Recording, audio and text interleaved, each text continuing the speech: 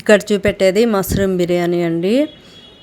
మనం ఇంట్లోనే ఈజీగా చేసుకోవచ్చండి. వీక్లీ 1 టైం తిన్నా కూడా మనకి హెల్త్కి మంచిది కదా, హెల్త్ బెనిఫిట్స్ ఎక్కువ ఉంటాయి. ఇవి బాగా శుభ్రంగా కడుక్కోవాలండి. పై పట్టు తీసేసి 1కి 2 సార్లు కడుక్కోవాలి, లేదంటే మనకి బురద వాసన వస్తుంది. నేనైతే బాగా కడుక్కున్నానండి, 2 టైమ్స్ కడిగాను.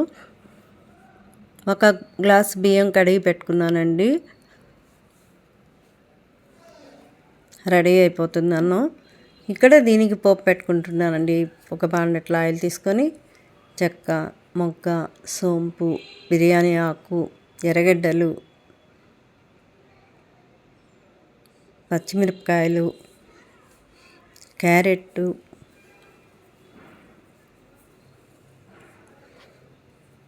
ఇవన్నీ వేసి వేయించుకోవాలండి.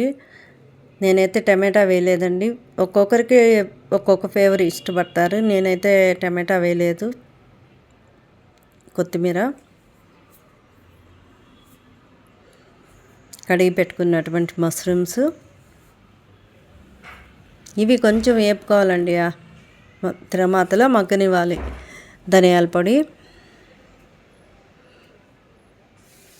జీలకర్ర పొడి, మిరియాల పొడి, ఉప్పు, మిరప్పొడి,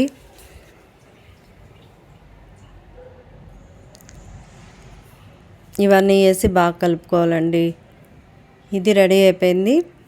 ఇప్పుడు అన్నంలో కలిపేసుకోవాలి. తిరగమాతలో వాడింది కదండి, ఇంకా అన్నంలో కలిపేసుకోవాలి. నేను అల్లం వెల్లుల్లి పేస్ట్ కూడా వేయలేదు, టమాటాలు వేయలేదు, పుదీనా వేయలేదు, కానీ చాలా బాగొచ్చింది. ఇంట్లో ఉన్న వాటితోనే చేశాను. టేస్ట్ చాలా బాగుందండి. మీరు ట్రై చేయండి. అలాగే నా వీడియోలు నచ్చితే లైక్ చేయండి, షేర్ చేయండి, సబ్స్క్రైబ్ చేయండి. ఓకేనా? అన్నంలో కలిపేసుకునేదేనండి.